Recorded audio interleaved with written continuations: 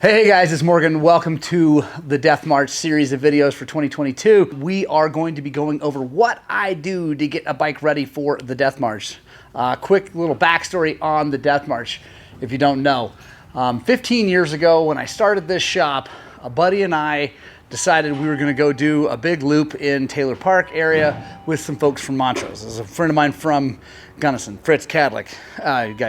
A lot of you guys probably know who he is. We said we're gonna do like a 100-mile day. It's gonna be great. Did Fossil Ridge, all the stuff came down, got to the trading post, and we looked at our watches and we're like, we've got time. This group's moving pretty fast. I bet we could do Timberline. So Fritz says, yeah, let's do Timberline, but don't tell these guys we're heading there. So, because we were supposed to go right over to Doctor's Park and be back and whatever. Anyway, rode Timberline. It was brutal, as Timberline always is. And when we got done, a friend of ours had a flat tire. We fixed the flat tire. The weather started changing, and like it was gonna look like it was just hateful ink black clouds. And we're like, all right, well, we got to go over to Doctor's Park. And my buddy Ian, different guy, he's like, I'm out of here. I'm going home. I'm not like that flat, whatever. I'm out of here. I'm tired. I'm not riding into that maelstrom. I'm like, dude, you can't ride home. You're on a YZ450. You can't just go down the highway. He's like, yeah, I can't go down the highway. I don't care if someone busts me or not. And then another friend of mine from here was like, yeah, I'm going with him. This is ridiculous. So they jump together, take off, and it was just me, Fritz, and a guy named Nate Dietz. We went and finished in the rain. It was out of control, feet like outriggers everywhere. It was nuts. Just beat down. I'm riding a YZ450, 07 YZ450. And I look at these guys, I'm like, guys, this is like the Bataan Death March. This is ridiculous. We decided right then and there that we had to do it the next year and that it was going to be called the Death March. We've done it every year since. It's always on the second weekend of September. That's to celebrate my birthday and now Zach's birthday, because his is the 18th, mine's the 14th of September. If you guys ever want to join us, let's go over what we're going to do to get this bike ready. One of the things that happens every year now is that we go into the dark. So I am very excited. Desert Unlimited has loaned me a helmet light to try. I usually use the torch light from Moto Minded, which is very, very good. I'm loaning that out to a friend this year. And I did a test on the Desert Unlimited light last year sometime. Anyway, it's a really great light, and so I wanted to use it in the real world, not just testing out at Peach Valley. So I'm pretty excited. Let's set this thing up. Helmet's obviously nice and clean. That's awesome. Desert Unlimited comes in a nice pack, which is sweet. They were kind enough to send me 2 batteries because I might need them. And here is their light solution. It is a Baja Designs S1 light, which is nice, but with their mount, and they use a GoPro style mount.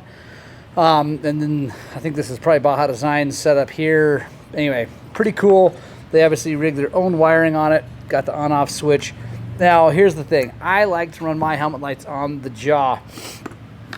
So I'm gonna need to find a spot for one of these, either curved or flat, to go here, just a little bit higher up, and go right there, because that feels like a really solid place to put the mount.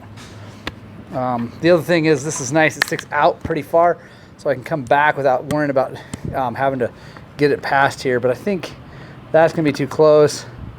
That might be, let's see if we can get a, hard to say, this might be the ticket right there. I say we give it a shot. So, need to clean this up really good.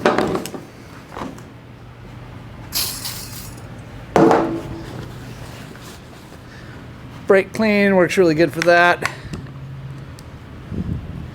Cool thing about the Desert Unlimited design is that it's very easily adjustable this way and in and out. So I like that. It should be really easy to get this thing pointed like I want it. All right. One of the keys to these sticky things working is that you leave them for at least 24 hours without putting too much weight on it. I mean, that doesn't count, but I don't want to go ride with it right now. So I'm going to leave that. It's stuck all the way around nice and tight. No gaps anywhere. So thing back in the bag, and we'll wash it up before the ride. But I like that. Cool thing about the way they've got this set up is they've got a splitter. So if I want to, I can run both batteries at the same time instead of having to switch batteries, which is really cool. They've got this, I guess it's not a splitter, be a connector. Anyway, brings the two batteries together into this. I am running this, it's a flood lens that's going to spread this thing out wide because I've got a spot on the bike and I want this to be wide flood in front of me, lighting up all the turns and rocks and things like that. So these things are super, super nice, guys. Thank you very much, Desert Unlimited. I really, really appreciate you sending me this. This is a loaner. I got to send it back to him, although if it works really well, I'll probably end up just keeping it. I already got my helmet ready. You guys saw that. Now I changed the oil, cleaned the air filter. It's really pretty much all I got to do. I lubed the chain after I washed it, and that's pretty much it because I got mooses in the tires. I don't have to worry about that. I am going to be running these Bridgestone X31s for one more ride. Put those on right before the Shady Burrow. That was 160 miles of racing. And then riding in between that and Monte Vista. Then Monte Vista was like 40 miles of racing. And I like the way these things are working. They're definitely getting pretty worn out now, but Monte Vista, they were very, very good. Front looks really good, as to be expected. It's a front tire. That front tire, guys, is amazing. I will be shooting another review video specifically about these tires, so stay tuned. Make sure you subscribe if you haven't yet. If you're new here, going to be going in depth on those tires, what I think about them, how long they've lasted, and mileage, all that good stuff. So yeah, it's all ready to go. Really the last thing I have to do is put my saddlebags on these. Now, I've shown these before when we went to Idaho and I think somewhere else, but it's been a while. So I figure I'll show them off again. I really like them. So I'm gonna go grab those. First things first though, the only thing you have to do to modify a bike to hold these bags is put these two little buttons on here. That's it. That's it. That's the only thing you have to attach to the bike.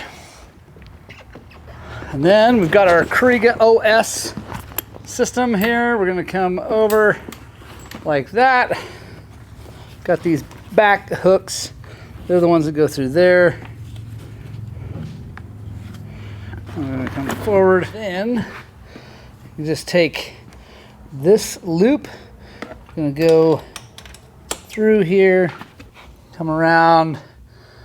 I like how these work. They just hook like that. This one takes a little more finagling because the air box, but you go, let's come in, hook that on that one. Now you can see it's loose, that's all right. I'm gonna come back here and yank these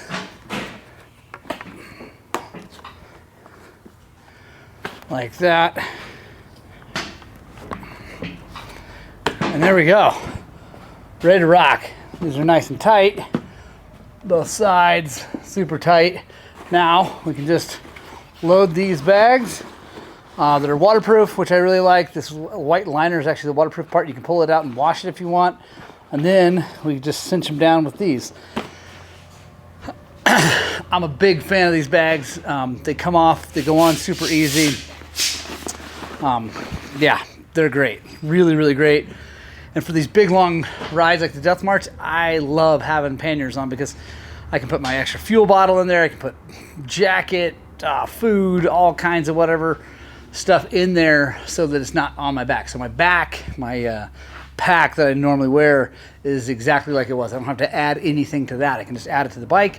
Don't even notice it's there, even in the really hard stuff. One last thing we're gonna do real fast is swap out this top part of the Mako 360 so that I can carry my Garmin 22X. It's E-Trix 22X. Let me show you that setup. Boom, there we go. Gotta pull the shark bite out.